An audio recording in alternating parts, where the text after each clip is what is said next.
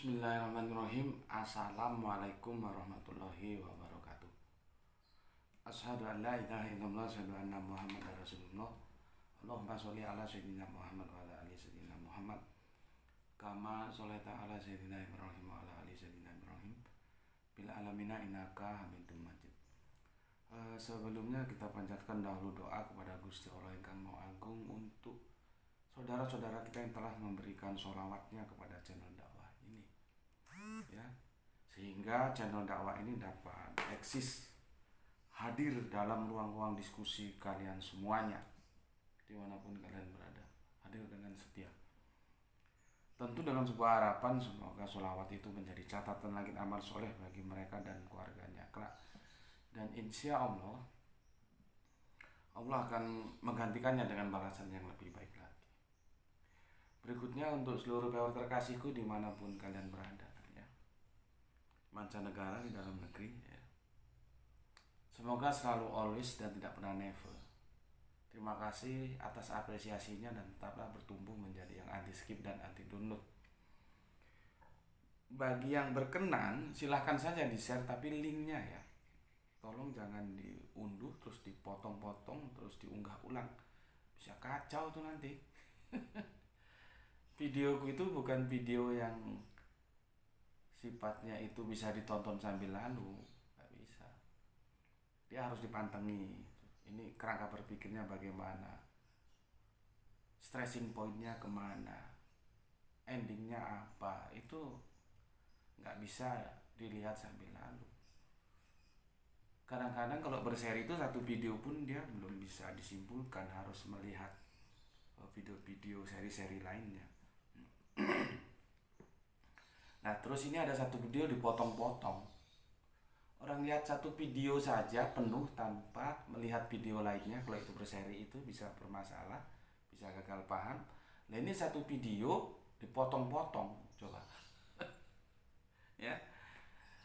Jadi aku ingatkan tolong jangan diunduh terus dipotong-potong terus diunggah seperti itu, ya.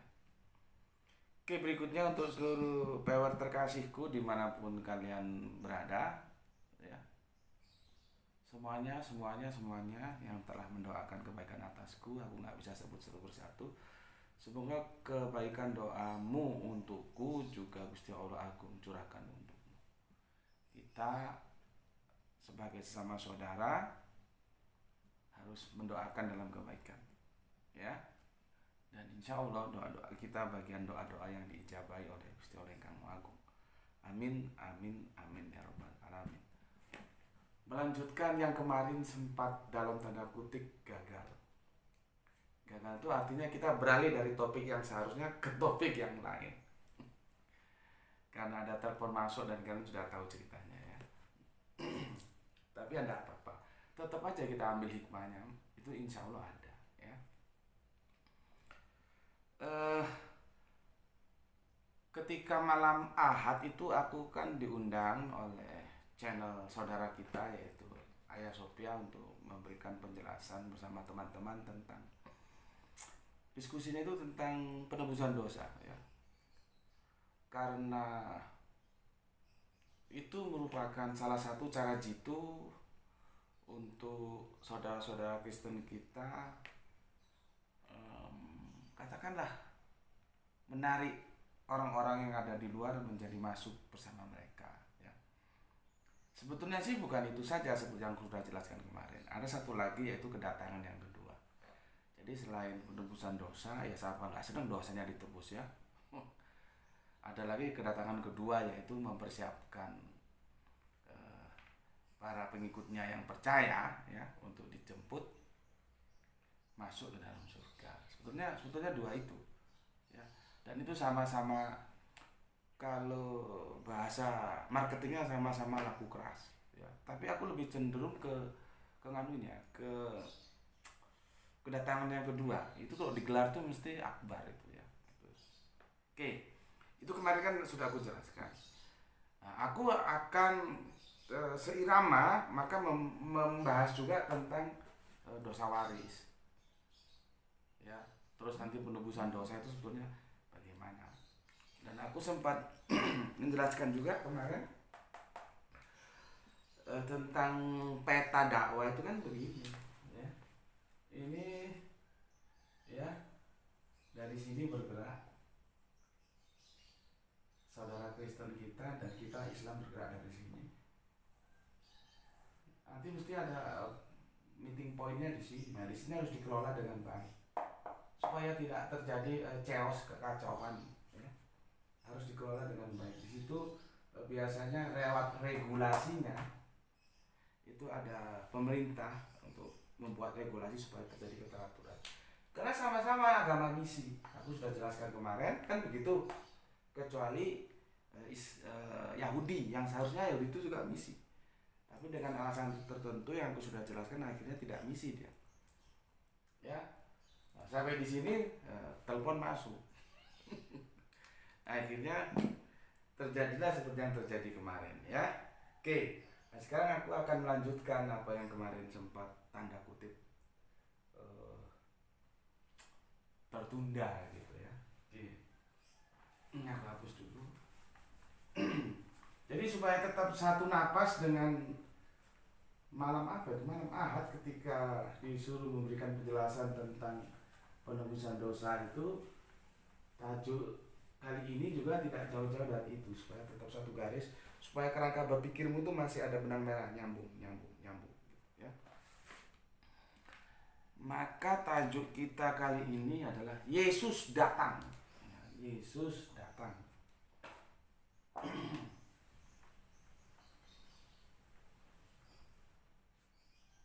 Yesus datang.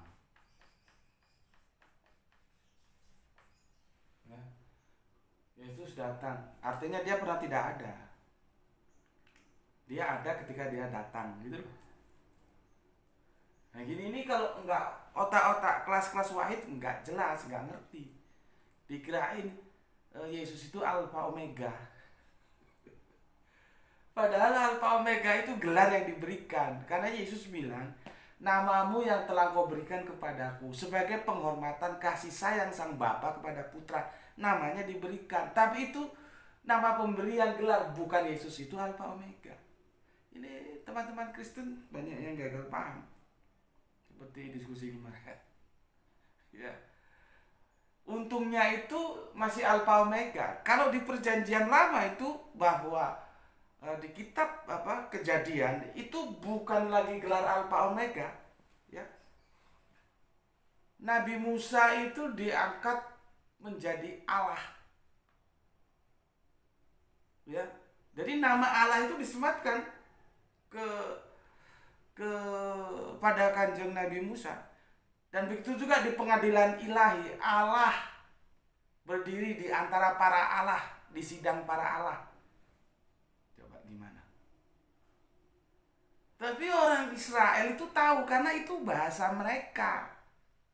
Nggak pernah dalam otak mereka menganggap Kanjeng Nabi Musa itu Allah. Enggak, bagi mereka Allah itu ya Yahweh itu.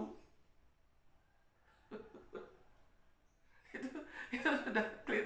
Makanya kalau aku ketemu dalam perdebatan, oh beda apa Ehad sama Yahid, sudahlah. Seperti kamu kalau tanya misalkan Tedung, kamu tanya harus dengan orang Madura. Itu logis banget, karena apa? Itu bahasanya orang Madura, yang paling tahu artinya orang Madura. Jangan Tedung kamu pahami dengan kerangka berpikir orang Sunda, nggak ketemu. Begitu juga modom. Itu harus tanya kepada orang Batak. Karena itu bahasanya orang Batak, yang paling tahu orang Batak. Jangan kamu tanya kepada orang Papua. Itu logis banget kalau kita mau pakai otak. Begitu juga Ehad. Ini punya orang Israel, tanya sama mereka. Jangan tanya sama Yunani atau Romawi, kacau, bubar. Satu ya satu, tiga ya tiga. Itu kerangka berpikir orang-orang Israel itu dalam keyahudiannya seperti itu. Nggak ada ceritanya Di dalam satu ada tiga. Alah, enggak ada, enggak ada. Enggak ada. Makanya aku kan sudah makan garam lah dalam perdebatan. Aku bisa ukur. Ketika dia masih berkutat dengan apologi bahwa ehad itu kesatuan beda dengan yahid, ya anak kemarin sore itu di Rabi siapa ya, mungkin teman-teman bisa bantu. Rabi Topia Singer kalau nggak salah menjelaskan ehad itu seperti apa. Dia itu orang Yahudi, orang Israel. Lu percaya mana sama dia ketika menjelaskan ehad sama orang Romawi atau Yunani? Itu aja. Makanya kan Yesus bilang keselamatan datang dari bangsa Yahudi. Nggak pernah Yesus bilang keselamatan datang dari bangsa Romawi, bangsa Yunani, nggak pernah. Ya. Nanti ada lagi yang ngomong, lah betul Gus, keselamatan datang dari bangsa Yahudi. Ya ikuti Yahudi. Maksudnya Yesus begitu loh. Nah, nanti ada lagi yang nanya, berarti bukan dari bangsa Arab ya Gus? Nah, kacau lagi kan. Karena tempus deliktinya nggak dipahami. Arab belum berbicara saat itu, baru 6 atau 7 abad kemudian baru berbicara. Gitu. Dan itu dijanjikan dengan Yesus mengatakan, aku akan minta kepada Bapa seorang penolong yang lain.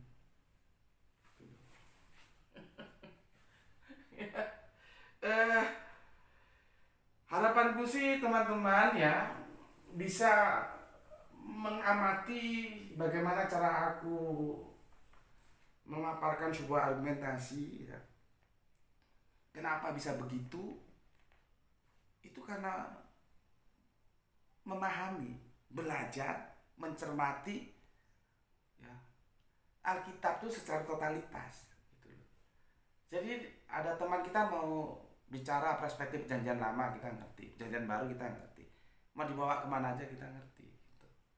Ya, jadi kalau diskusi itu kan kadang-kadang siksak dia, lawan bicara kita kadang siksak gitu. Kalau kita nggak cukup referensi literasi kita, ya memang jadi kacau gitu. Ya oke. Jadi kehebatan orang-orang Israel itu gitu loh. Kita itu jangan terlalu sulit lah untuk mengakui kehebatan meskipun itu orang lain gitu ya. Seperti aku Islam, tapi kalau ada kehebatan terhadap orang-orang Israel ya aku akui. Salah satu kehebatannya itu, meskipun nama Allah itu disematkan kepada Musa ya, Kanjeng Nabi Musa, orang Israel itu sadar banget Musa itu bukan Allah. Begitu juga di sidang ilahi itu kan, Allah berdiri di antara para Allah itu. Ya apa ini? Ini jarang yang tahu. Jarang yang tahu. Ya. Sebetulnya ayat itu bicara Allah yang gimana sih itu? Nanti akan kita bicarakan. Ya. Nah ini kok ada Alpha Omega terus disetorkan ke aku, padahal videonya sudah kita bikin. Kamu cari Yesus Alpha Omega kalau nggak salah begitu ya, atau tanya seniormu, itu sudah kita garap sekitar 2 tahun yang lalu atau kurang lebih kalau setahun lebih. Kenapa Yesus sudah bergelar Alpha Omega? Ya.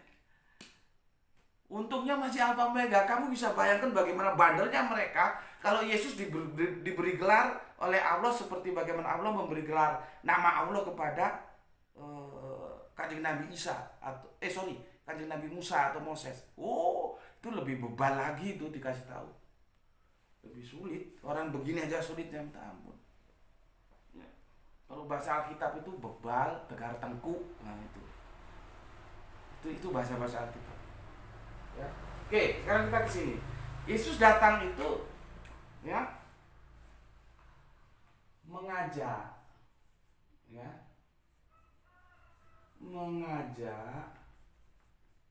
bertobat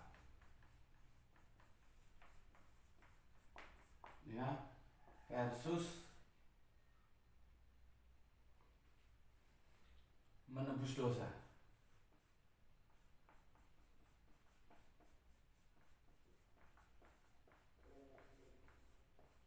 Nah, nih ya. Yesus itu datang itu mengajak bertobat atau untuk menebus dosa. Karena ini sama-sama tekstual. Coba. Aduh. Maka kita akan mengkaji itu sebetulnya begini ya. Sebetulnya begini.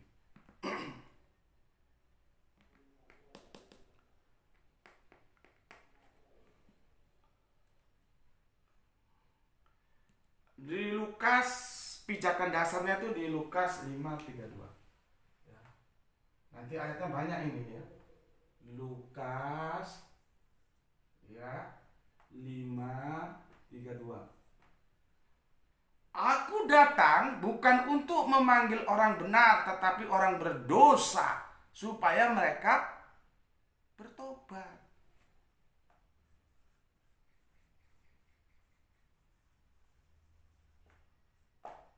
Persis yang disampaikan oleh Ustadz Ahmad. Ada kontinuitas dari perjanjian lama, perjanjian baru, perjanjian terakhir yang aku unggah pagi tadi. Kamu lihat. Bertobat. Kan nggak bilang begini teksnya. Ya ini. Ya. Aku datang bukan untuk memanggil orang benar, tetapi untuk menebus orang salah. Enggak begitu. Ini teksnya nggak begitu. Jadi nggak ada terus-terusan dosa di sini. Ya. Aku datang untuk memanggil orang benar. Ya. Sorry. Aku datang bukan untuk memanggil orang benar, tetapi orang berdosa supaya mereka bertobat. Intinya di pertobatan. Kan nggak begini. Aku datang bukan untuk memanggil orang benar, tetapi untuk menebus dosa orang salah. Enggak begitu. Ya. Jadi Yesus itu mengajak bertobat.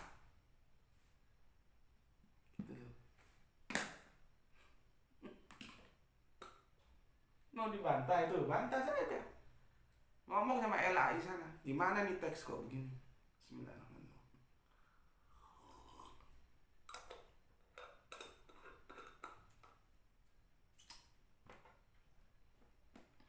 Ya, aku bacakan dulu supaya aku nggak banyak menumpuk utang sama kalian. Dari komen-komen yang masuk dari tadi malam itu unggahannya ada berapa? Ada 70 berapa itu komennya. Nggak tahu, aku pilih-pilih aja ya. Ini tentunya ini sebagai starting point diskusi kita. Nanti ada Matius, Markus, dan Lukas. Yohanes tidak memuat ini. Ya, Matius, Markus, dan Lukas ya. Tentang Yohanes ya tidak memuatnya. Ya, tapi sebelum sana aku baca dulu. Ini starting point kita. Tapi kalau kamu cerdas, otakmu sudah mikir. Bertobat. Bukan nebus dosa. Pemaparan Dr. Suryadi di season pertama kan sebelum yang tadi yang Ustadz Ahmad sampaikan itu kan sudah jelas. Kok ribet amat sih? Allah itu dosa kan kepada Allah, dan Allah Maha Kuasa. Kalau memang Allah mau diampuni, ya sudah diampuni gitu loh. Kok pakai tebus-tebusan sandiwara segala? Itu logik yang sangat sederhana. Oke. Aku bacakan komen yang masuk dari kalian semua ya. Nanti kalau ada yang terlompati ya silakan konfirmasi lewat WA. Oke.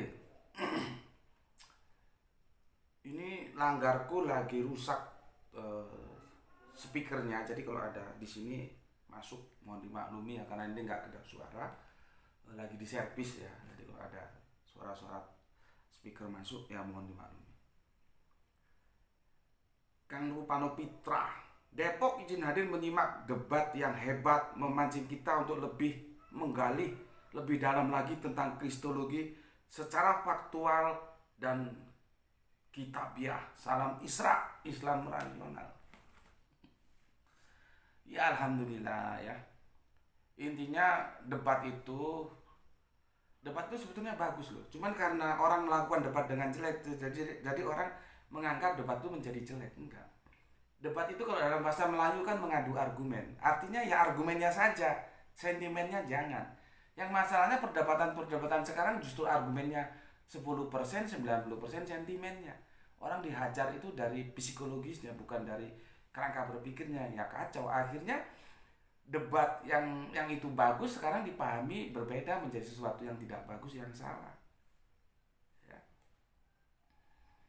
Oke, Kang Rumano Mitra, terima kasih atas komennya yang masuk ya, debat yang hebat ya, ya begitulah ya. Semoga itu bisa menjadi contoh bagi kita semua ya. Seberapa tajam pun perbedaan di antara kita itu, tapi harus tetap dengan hormat kita bicarakan begitu ya. Oke, terima kasih Kang Rumano Mitra. Kemudian Kang Hermas Edison, Kalteng hadir Gus, setia dan selalu setia menyimak kajian. Isra, lama tidak komen tapi selalu menyimak. Oke, terima kasih. Kemudian Kang Nurkolis Brebes hadir ngaji, salam sehat selalu dan salam Islam rasional guru. Oke, terima kasih. Siapa ini? Kang Irwan Sah, Batam hadir Gus, lama absen baru ini. Dengar dakwah Gus Betik kembali. Nah, kemana aja? Lagi mungkin ya, lagi bisnis ya, sibuk. Ya nggak apa-apa lah jadi orang kaya, yang penting orang kaya yang tetap soleh. Kelihatan Gus sedikit lebih gemuk. Semoga Gus dalam lindungan Allah dan diberi kesehatan selalu. Oke, terima kasih saudaraku atas doa-doanya. Masa sih nampak lebih gemuk ya? Sebetulnya ya susah, tapi ya gimana lagi, saking sering susah jadinya susah itu dianggap teman. Ya sudahlah, berteman dengan susah. Banyak permasalahan, anak-anak tambah besar ya. Tentunya juga perlu perhatian ya, yang ini yang itu ya, biasalah sebagai kepala rumah tangga mesti ada. Tapi ya ya sudah, gimana lagi, ya harus dihadapi ya. Alhamdulillah kalau tambah gemuk ya. Aku juga kasih doa yang bagus untuk Kang Mas Irwansyah ya. Ya kalau memang jarang hadir mungkin karena sibuk ya, nggak apa-apa. Islam itu nggak melarang kita menjadi kaya, selama kekayaan itu diperoleh dengan jalur-jalur yang tidak melanggar garis-garis keislaman kita ya. Aku nggak tahu beliaunya ini apa pebisnis atau gimana ya, kurang tahu ya. Cuman dulu hadir lama absen, sekarang hadir lagi ya, mungkin sibuk ya jadi lama absen. Oke, terima kasih Kang Iwanca, salam untuk semua keluarga di Batam dan salam Isra untuk. Berikutnya Bapak Ikhwan Tamim, alhamdulillah bisa ngaji walaupun terlambat. Salam Isra juga untuk Pak Ikhwan. Kemudian Kang Sahran Gipari menyimak setelah 1 jam tayang. Oke, terima kasih. Kang Wahyu, assalamualaikum, Brebes hadir nyimak salam Isra. Tetap bakal muter-muter baling-baling bambu kalau menjelaskan 3 dalam 1, 1 dalam 3. Karena 3 dan 1 jelas beda. Ya memang begitu, Mas. Dari semua perdebatan-perdebatan yang aku lakukan ya seperti kemarin itu. Karena apa? Itu melanggar kebenaran logik. Maka harus jungkir balik untuk mempertahankan argumentasi itu. Ya seperti itu. Nggak bisa. Kan aku sudah bikin videonya. Tritunggal itu mati dalam logika, hidup dalam dogma. Sebetulnya bukan dalam logika saja, dalam Alkitabiah juga mati. Nggak ada itu ayatnya. Ayat yang dicomot-comot aja dia ada. Bukan, itu bukan konsep Tuhan. Ya. Adanya muter-muter itu ya karena nggak bisa, Mas. Bagaimana ya? Anak-anak kita yang masih SD aja ya 1 ya 1, 3 ya 3. Dan kalau membagi Allah menjadi 1 hakikat 3 pribadi itu dari mana? Itu kan otak-otaknya para filsuf. Alkitab tidak bilang begitu. Siapa mau percaya dengan omongan seperti itu? Jadi ya, kalau ada anak gitu ya, kita isolasi ya. Kita isolasi dari kecil sampai besar gitu ya, kira-kira SMA gitu ya. Terus kasih ini Alkitab. Ya, dia suruh baca Alkitab. Sudah paham?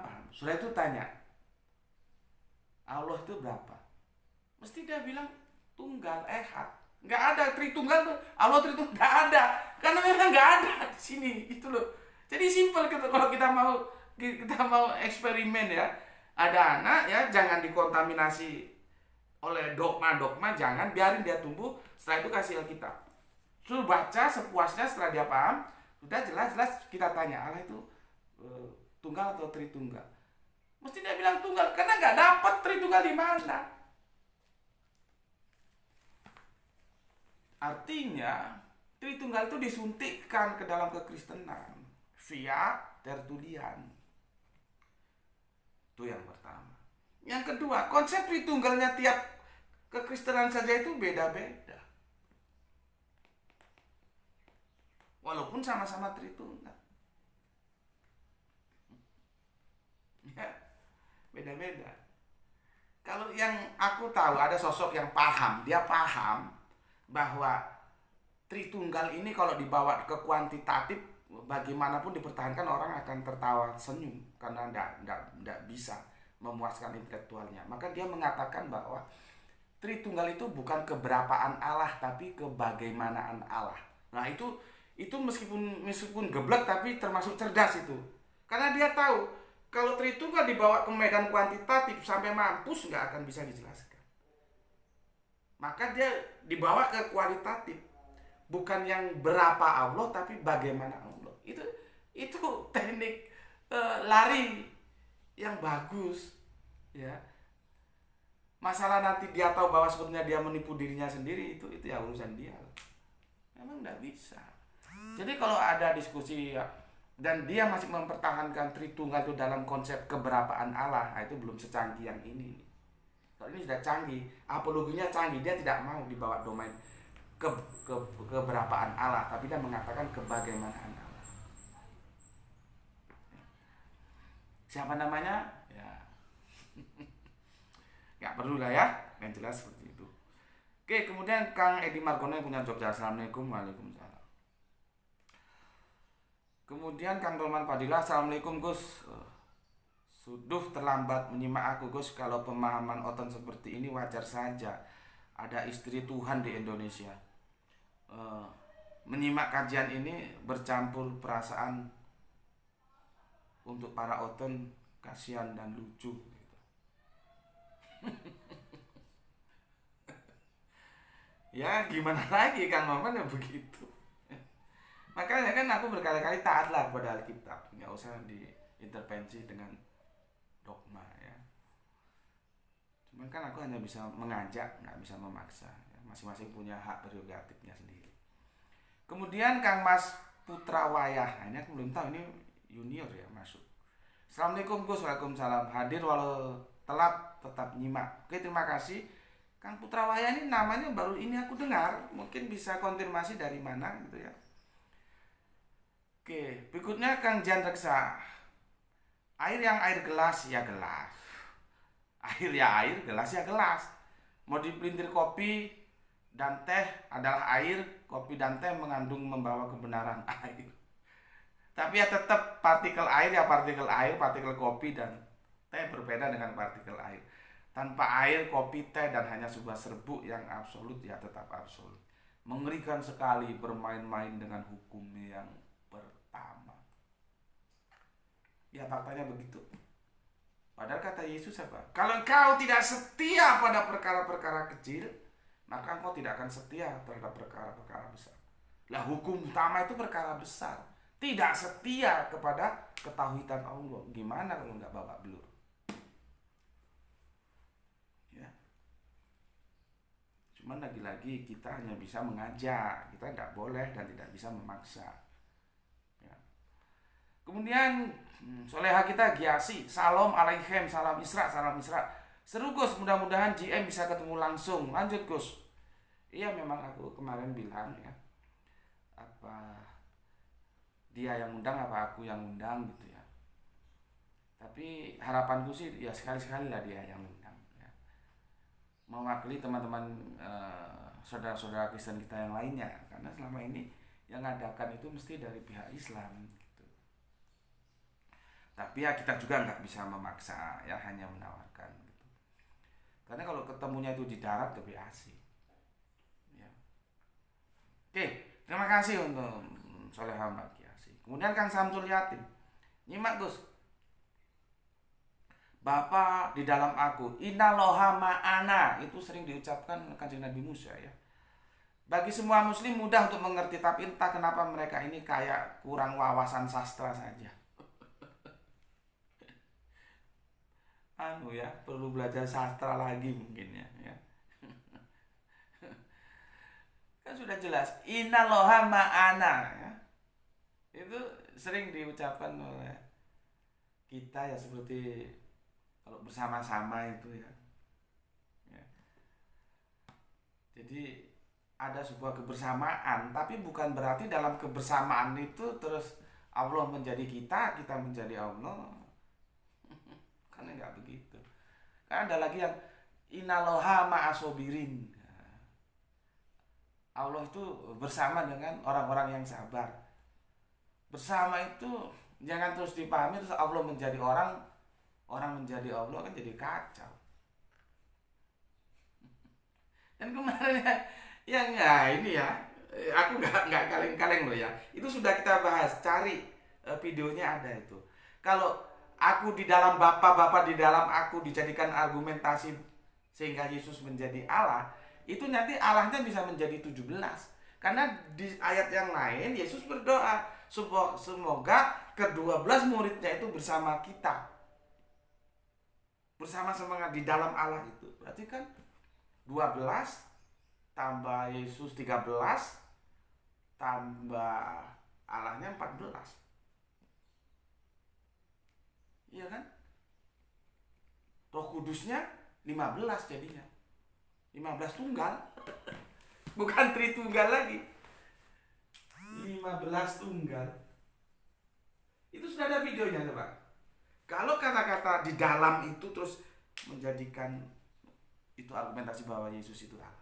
Makanya kan aku bilang nggak ada satu ayat yang tidak kita perdebatkan. Adanya ayat yang itu sebetulnya tidak berbicara tentang konsep teos, diseret-seretnya untuk argumentasi ya ini loh Yesus itu Allah. Nah ini loh Tritunggal, nggak ada. Ya nggak ada. Adanya ayat-ayat yang dia seret, dia gunakan. Ya ketemu aku ya wassalam. Nggak ada gitu ya. Oke, berikutnya Kang Mustafa Ibrahim ngasih contoh air laut di gelas. Itu namanya sampling makin besar, sampel makin kecil, margin error ya. Jadi kalau air laut seluas itu dituang hanya di gelas kecil, margin errornya bisa bayangkan. Sebetulnya sih 100%, tapi ini ditulis 99,9%. Salah. Itu kalau orang ngerti statistik ngerti loh ya. Oke. Makanya kemarin aku tanya, airnya itu air yang mana? Bingung tuh ya. Ini laut ya, ini air laut. Ini gelas, dikasih air laut. Yang kita bicarakan kan gelas ini dengan air laut yang ada di dalam. Jangan di-compare dengan air laut yang di sini sudah beda. Aku kan bilang lokus deliktinya sudah beda. Di sini lokus deliktinya gelas, di sini lokus deliktinya lautan yang terhampar itu. Ya salah.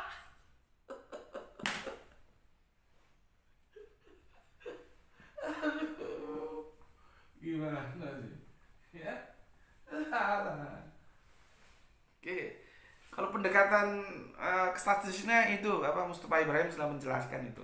Sebetulnya itu dia mau ngomong 100% salah error itu. Tapi dia masih kasih 0,1% lah.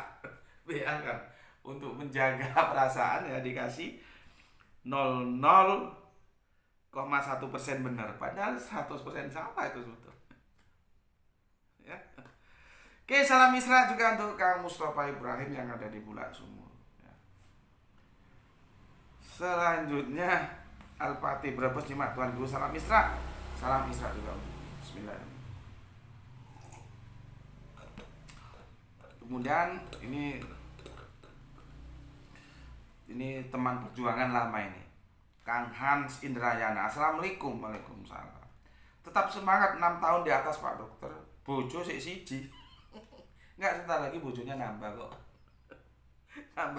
Nambah 2 bojonya.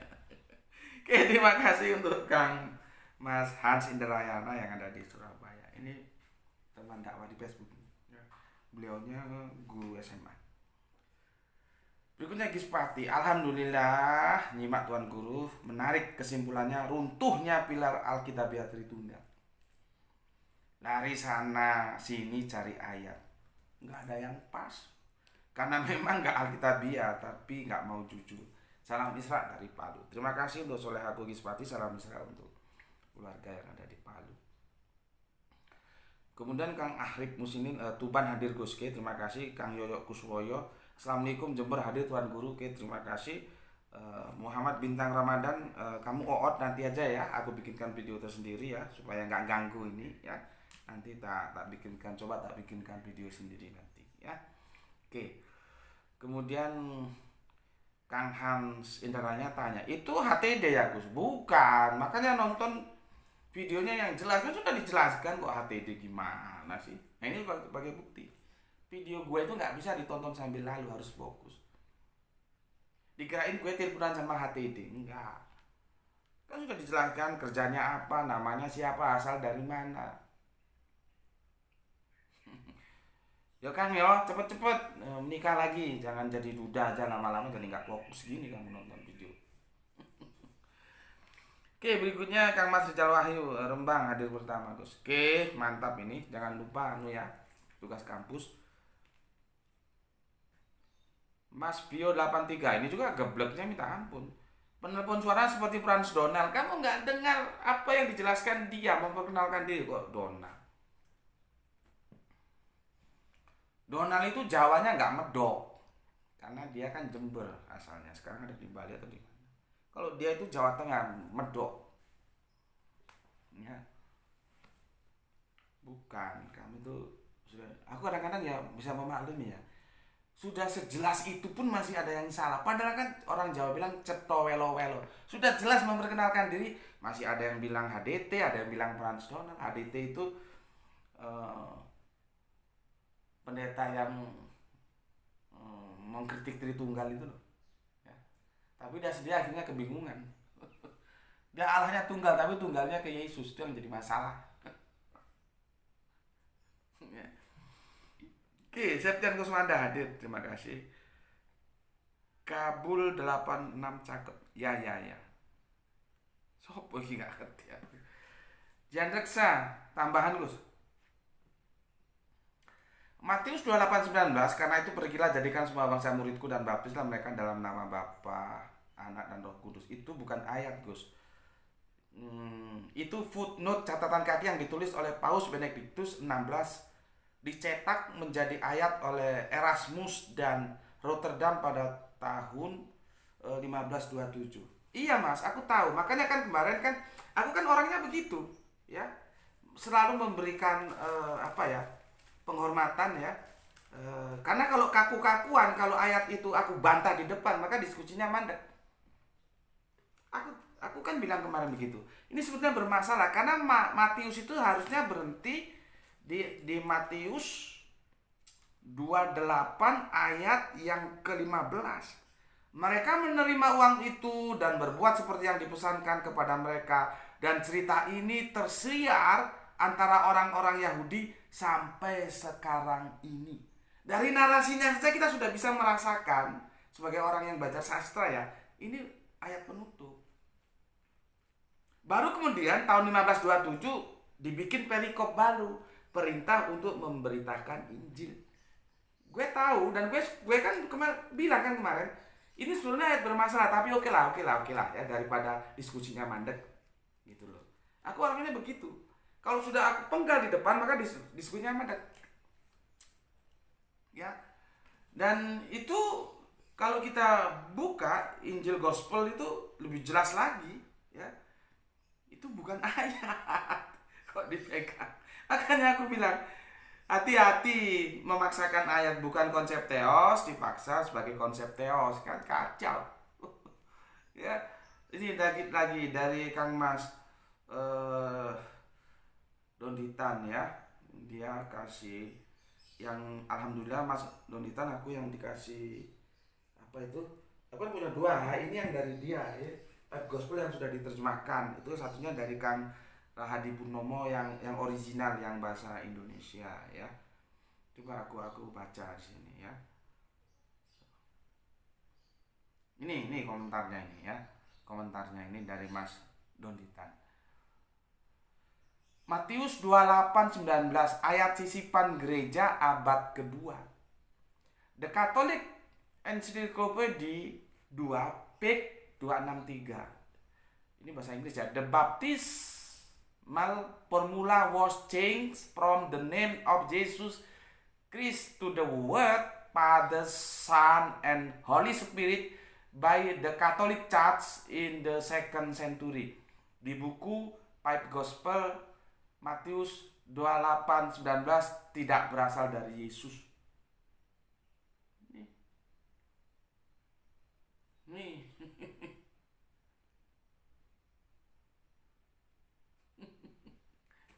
Cuman kan seperti yang aku bilang, kalau aku selesaikan di situ, mandek diskusinya nggak bisa panjang. Biarin aja masuk dulu. Orang masuk juga tetap salah karena apa? Itu ayat tentang penginjilan, bukan tentang konsep teos. Ya, terima kasih Kang Mas Jian Reksa ya. Terima kasih atas referensinya. Kemudian Kang Irfan Al-Akbar, seru. Kalau katanya tiga pribadi itu saling terkoneksi, kenapa Yesus tidak tahu kapan datangnya hari kiamat? Malaikat nggak tahu, anak nggak tahu, dan hanya Bapa saja yang tahu. Markus 24:36. Menyimak sambil manggut-manggut dan geleng-geleng kepala, masih dari kelinci. Makanya kehabisan cara. Kalau dibilang independen, kan kemarin gitu ya, bukan companion tapi independen, maka Allah itu memang tiga. Dia bilang begitu. Ini bukan tiga yang independen tapi tiga yang companion. Jadi saling terkoneksi. Lah kalau terkoneksi Yesus waktu digebuki itu bapaknya kok diam aja? Kenapa harus Eli, Eli, lama sabachthani? Terus apalagi yang diajukan oleh Kang Mas Irfan Al-Akbar lebih konyol. Kenapa ketika ditanya kapan hari Tuhan itu? Hari Tuhan itu maksudnya hari kiamat. Tapi kalau kita diganti ya hari Saah, karena pemahaman kiamat itu salah sebetulnya. Ya, Yesus ditanya nggak tahu. Hanya Bapak yang tahu. Katanya terkoneksi. Di mana benarnya argumentasi seperti itu? Ya. Waktu digebuki itu loh. Kenapa teriak Eli Eli lama sabachthani?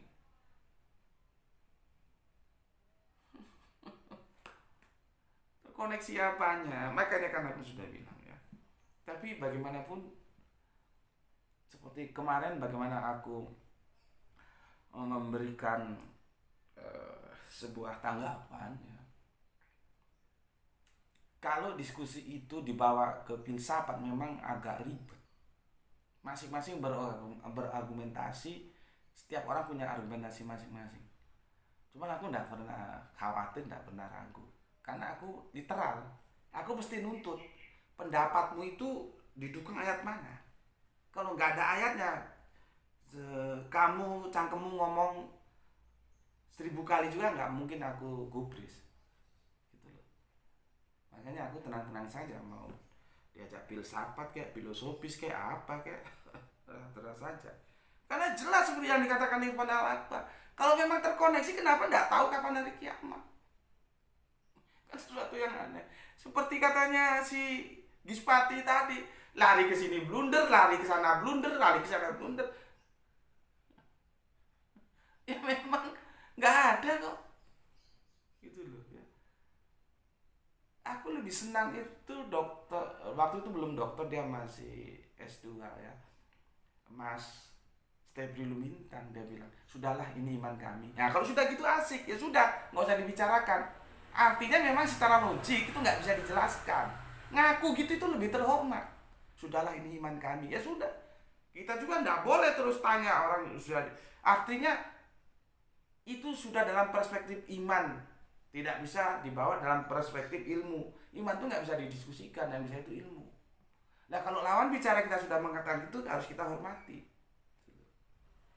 Aku kira itu ya sportif apa yang disampaikan oleh dokter, sekarang sudah dokter mungkin udah profesor, Strepri Lumintang ya. Kamu cari debat pertama Arimatea, aku di channelku nggak ada. Teman-teman ada yang unggah itu. Waktu itu dia berhadapan dengan Dr. Egy Sujana, Mas Egy Sujana. Ya, itu awal-awal Arimatea Malang gelar debat di situ. Itu di Unipro tahun 2005. Menurutku lebih gentle begitu daripada bikin argumentasi konyol yang nggak karu-karuan. Ya. Oke, mantap Kang Irfan Al-Akbar ya, argumentasinya mantap. Berikutnya Big Boss, Assalamualaikum. Yahweh Allah Yahudi bukan seorang manusia yang harus mati menebus dosa manusia. Oh cocok, mantep.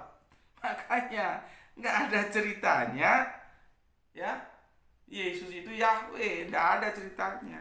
Mau diputar kemana pun nggak bisa.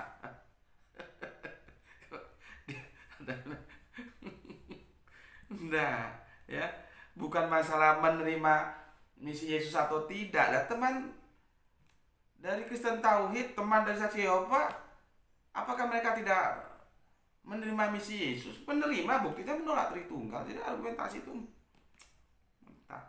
Ya. Tapi ya itulah ya, semua kembali ke kalian ya. Aku hanya menyampaikan seperti itu ya.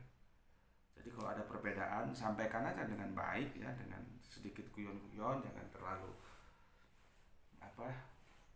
terbawa ke suasana yang serius saja ya, supaya silaturahminya tetap terjaga ya. Oke, aku nggak punya utang ya, sudah aku baca semua. Sekarang kita kembali ke tajuk ini, tajuk kita. Oke, di tajuk ini ada masalah ya, ada masalah. Jadi raw materialnya sendiri sudah bermasalah. Matius pemungut cukai ya. Kalau kita lihat ya, itu ada di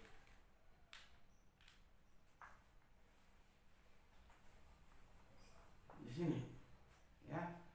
Jadi ini diceritakan kisah ini di Matius, Markus, Lukas. Yohanes absen, mungkin dia sedang libur saat itu. Ya, dianggap aja begitulah daripada ribet ya. Yohanes sedang libur, mungkin ada keluarganya yang punya gawe sehingga nggak bisa hadir gitu ya. Jadi ini nggak ditulis. Yohanes tidak menulis ya. Ini ada dalam Matius 9 ya, perikopnya ini ya. Matius 9. Ayatnya itu mulai 9 sampai piro iki?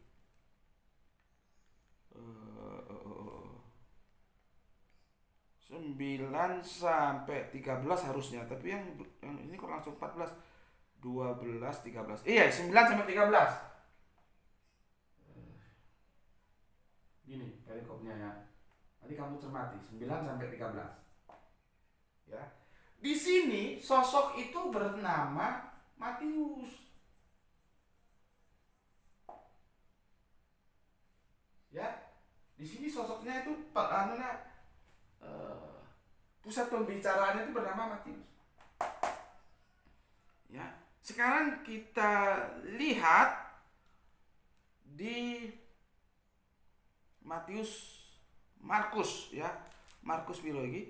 Markus 2. Markus 2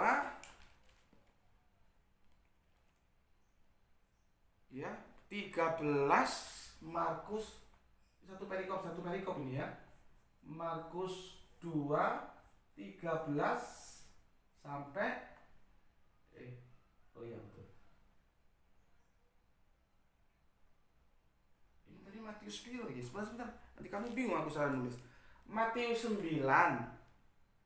sampai 13. Oh, 9-nya 2 kali. Matius Ulangi ya. Di sini ya. Matius 9.29 sampai 13 ya. Di sini muncul nama Matius ya. Sekarang kita lihat di perikop berikutnya ya. Markus, belum kering dia.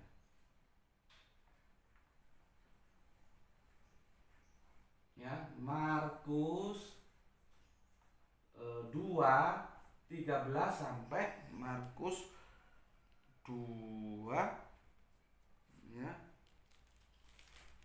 Di sini Markus 2 ya, 13 sampai 17. Di sini ya, 17. Di sini muncul satu nama Lewi. Mana yang benar? Lewi yang jadi pembicaraan. Ya. Matius, Markus, sekarang kita lihat Lukas. Itu Lukas ada di Lukas 5. Lukas 5 itu Lewi pemungut cukai, ya. Lewi lagi yang muncul. Ini Lewi. Sorry. Lukas. Ya. Lukas biru lagi. Lukas 5.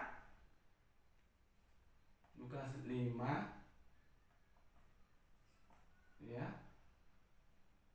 Lukas 5.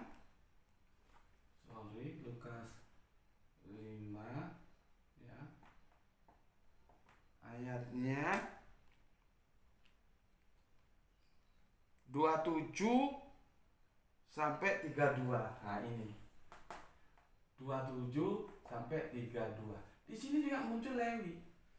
Lewi yang muncul. Lewi ini aku pikir-pikir, apa Lewi ini nama orang atau nama suku, karena salah satu suku dari Israel itu Lewi. Ya. Nah, jadi ini perikop pertama ya. Sini Matius. Perikop kedua ini Markus. Ketiga Lukas. Nah, ini yang menjadi pusat diskusi kita. Ini ada di sini. Kan ini 27 sampai 32. Lukas 32. Berarti di sini dari yang akhir ya. Nih, ini aku gambarkan petanya supaya kamu ngerti dulu. Oke. Saya minum dulu, belum 1 jam. Kepanjangan ya. Bismillahirrahmanirrahim.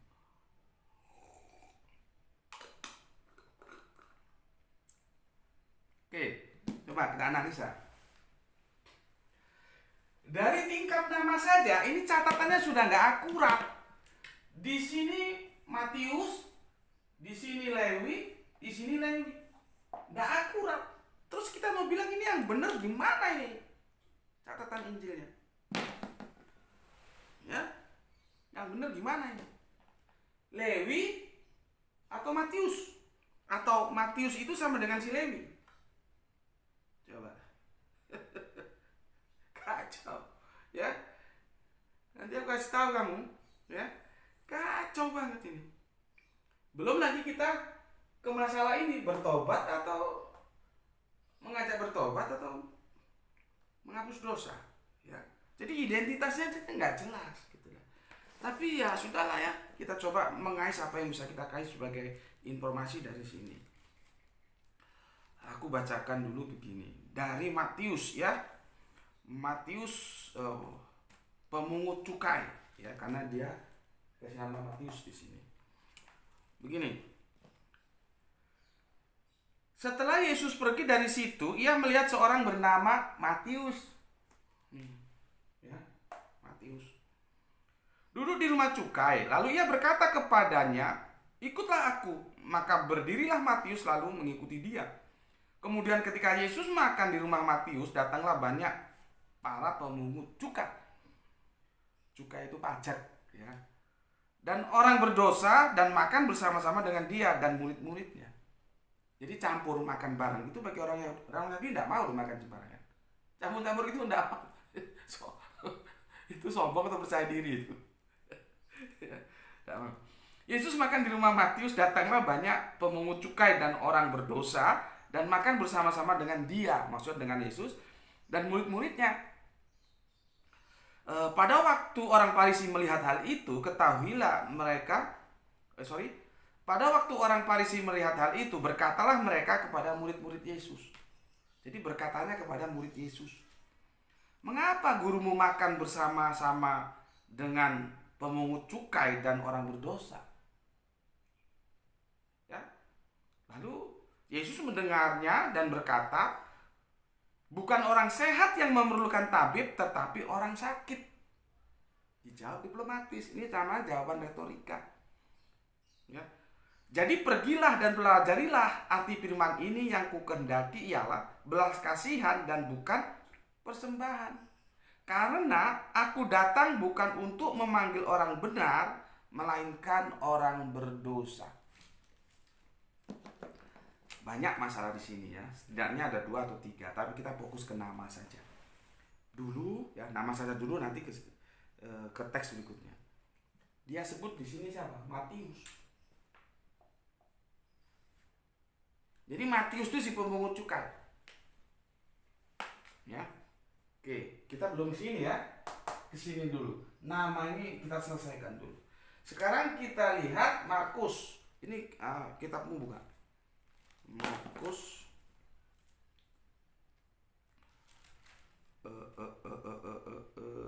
Markus 13 sampai 17 ya. Oke. Sesudah itu Yesus pergi lagi ke pantai danau dan seluruh orang banyak datang kepadanya, lalu ia mengajar mereka. Kemudian ketika ia berjalan lewat situ, ia melihat Lewi. Nih, Lewi bukan Matius. Lewi. Lihat ini. Kita kan jadi tanya, ini yang benar Matius atau Markus? Kalau di Injil Matius ditulis Matius namanya. Di Injil Markus Lewi. Ya. Lewi. Anak Alfeus duduk di rumah cukai. Lalu ia berkata kepadanya, ikutilah aku. Maka berdirilah Lewi, lalu mengikuti dia. Kemudian ketika Yesus makan di rumah orang itu, banyak pemungut cukai dan orang-orang berdosa makan bersama-sama dengan dia dan murid-muridnya, sebab banyak orang yang mengikuti dia. Pada waktu ahli Taurat dari golongan Farisi melihat bahwa ia makan dengan pemungut cukai dan orang berdosa, ia berkatalah mereka kepada murid-muridnya. Ini masalah nanti ini. Saya tak jelaskan masalahnya di mana ya. Mengapa ia makan bersama-sama dengan pemungut cukai dan orang berdosa? Yesus mendengar dan berkata kepada mereka, bukan orang sehat yang memerlukan tabib, tetapi orang sakit. Aku datang bukan untuk memanggil orang benar, melainkan orang berdosa. Endingnya sama, tapi nama sudah bergeser. Jadi pergeseran itu sedikit demi sedikit ya, tapi jangan kira pergeseran begini loh. Ini pertama cuma 1%.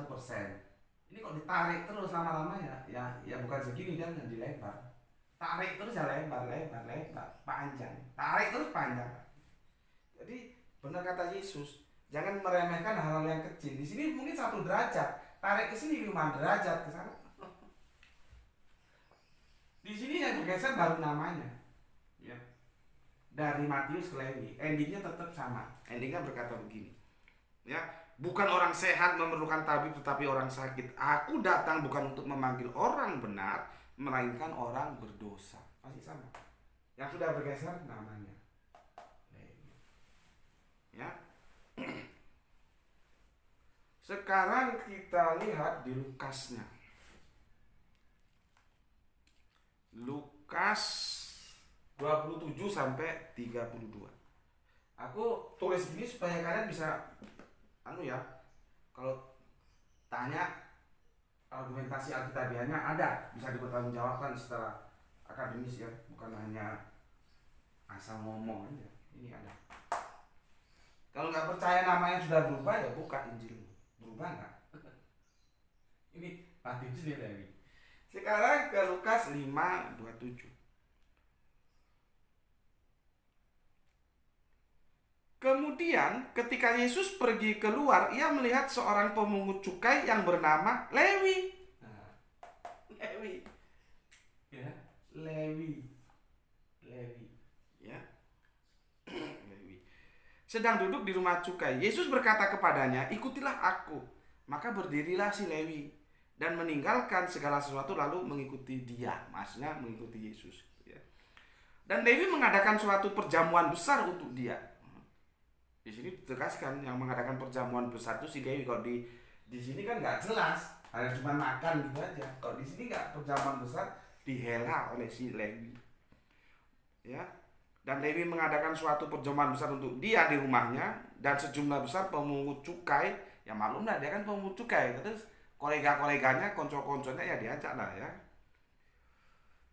turut makan ya bersama-sama dengan dia. Orang Farisi dan ahli-ahli Taurat ya bersungut-sungut kepada murid-murid Yesus. Katanya, "Mengapa kamu makan dan minum bersama-sama dengan pemungut cukai dan orang berdosa?" Ya. Lalu jawab Yesus kepada mereka, katanya, "Bukan orang sehat ya yang memerlukan tabib, tetapi orang sakit." Oke, masih sama ya. Tapi lihat di endingnya. Di ayat yang ke-32 ya. "Aku datang bukan untuk memanggil orang benar, tetapi orang berdosa, supaya mereka bertobat." Jadi Yesus datang itu untuk mengajak orang bertobat, bukan untuk menebus dosa. Gitu loh. Ya. Dan ini lebih logik ini. Rasional kita bisa menerima bahwa dosa itu diselesaikan dengan pertobatan, bukan dosa ditebus sama orang lain. Jadi kalau bilang, tapi banyak pak tekstualnya untuk menebus dosa, oke, tapi ini juga aku hadirkan. Ini nggak bisa dikompromikan. Antara bertobat dan menebus dosa itu diametral. Ya. Sebetulnya ini ada masalah lagi, cuman waktunya sudah 1 jam lebih ya. Masalahnya di sini, kalau di teks awal ya, di Matius itu kan begini. Mana Matius 9:13 ya, Matius 9:13 ya. Kan begini, pada waktu orang Farisi melihat hal itu, berkatalah mereka kepada murid Yesus. Jadi di sini Farisi itu berkatanya kepada murid Yesus. Di sini ya, Farisi itu mengkritiknya itu tentang makan bersama dengan pemungut cukai dan orang-orang berdosa itu kepada muridnya. Ya. Sekarang kita lihat, ini namanya kajian kita kritik teks ini ya. Ini kritik teks. Sekarang kita lihat di Markus 2:13. Markus 2:13. Nah, begini.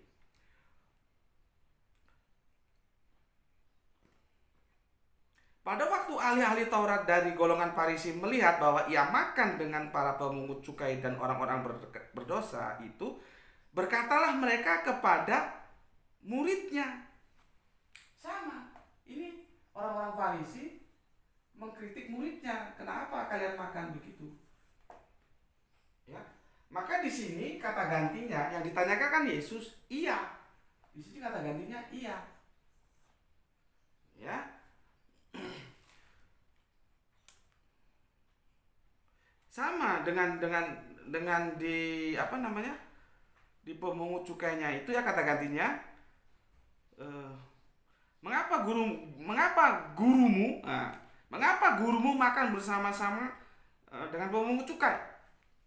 Ditanya muridnya. Dari sini pakai gurumu, kalau di sini pakai iya, gurumu. Ya, ini satu alasan kenapa Yesus itu juga dipanggil rabi. Rabi itu guru. Ya, sekarang kita perhatikan di Lewi. Ini kalau kita lihat, ini perpaduan antara ini ngambil dari sini, ngambil dari sini. Ya.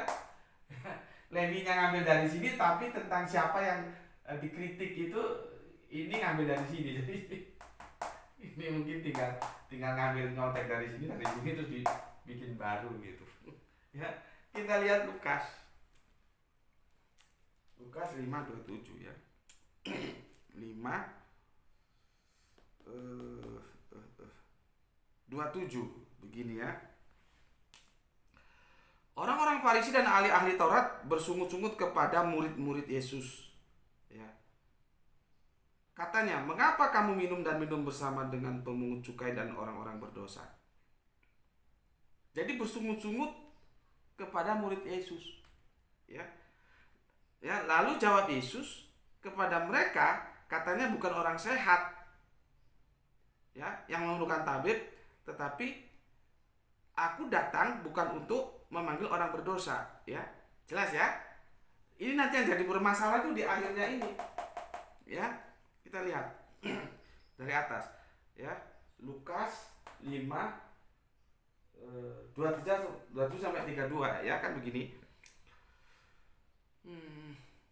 Orang-orang Farisi dan ahli-ahli Taurat bersungut-sungut kepada murid-murid Yesus, kepada muridnya ya. Aduh, habis ini. Kepada Farisi mengkritik muridnya. Ya. Oke. Kepada muridnya ya, "Mengapa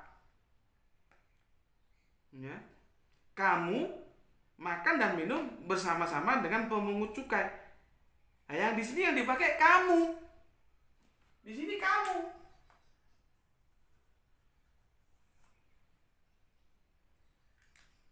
Tahu ya perbedaannya? Kalau di sini Farisi mengkritik makan bersama itu karena bagi mereka itu tidak boleh via muridnya, tapi disasarkan ke guru, yaitu Yesus. Begitu juga di sini Farisi mengkritik lewat murid, disasarkan ke yaitu yang Yesus. Kalau di sini enggak, Farisi mengkritik murid, tapi kritikan itu enggak ke Yesus, ke kamu. Kamu itu ya yang kamu. Aku ngomong sama kamu, kenapa kamu? Kan nggak mungkin ke orang lain. Kan? Paham nggak? Di sini kacaunya redaksional. Ya, coba kamu amati dulu. Ya. Ini kalau nggak sering-sering baca Alkitab ya nggak ngerti. Ya, kalau yang sudah familiar ya masalah, memang redaksionalnya bermasalah. Gitu ya. Bermasalah, redaksionalnya bermasalah. Ya, di sini nggak berani ke Yesus. Kamu, artinya yang muridnya itu. Orang Jawa bilang, "Opo kon mangan naruh arek-arek kuwi? Kenapa kamu makan sama anak itu?" Gitu lah. Bukan kenapa gurumu atau kenapa iya. Kalau kenapa gurumu, aku tanya kamu, tapi yang sasarannya guru, si guru. Terus aku ngomong kamu, kenapa iya? Nah, berarti yang jadi sasaran bukan kamunya kan, iya. Tapi kalau ini enggak, ngomong sama murid, mengapa kamu? Nah, kan beda sudah, ya beda. Jadi beda gini kan, mengapa kamu makan dan minum bersama dengan pemungut cukai dan orang berdosa? Jadi bukan Yesus yang disasar. Coba. Oke, itu permasalahan tersendiri ya, sudah kita lalui. Yang jelas kalian tahu aja ya, kita lalui aja dulu karena itu juga itu penting, tapi bukan menjadi tajuk utama kita. Tajuk utama kita adalah di sini. Di sini keluar bertobat, di sini kagak, di sini kagak, di sini kagak, di sini kagak, di sini keluar dia bertobat. Ya, aku datang bukan untuk memanggil orang benar, tetapi orang berdosa supaya mereka bertobat. Bukan menebus orang berdosa, tapi memanggil orang berdosa supaya bertobat. Artinya Yesus datang itu mengajak bertobat, bukan menebus dosa.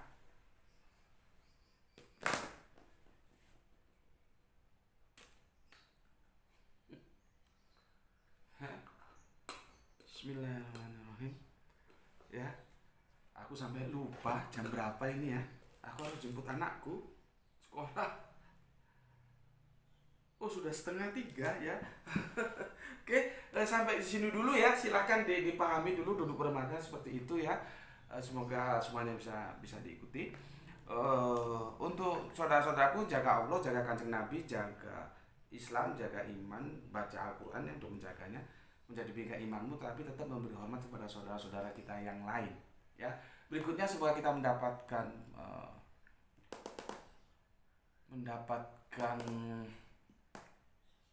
keberuntungan, yaitu rezeki yang barokah dan kesehatan yang prima. Oke, sorry buru-buru jadi kacau, lupa ya, waktunya jam 2 tadi, itu sudah lewat setengah jam, harus jemput si kecil ya. Bismillahirrahmanirrahim, alhamdulillahirabbil alamin.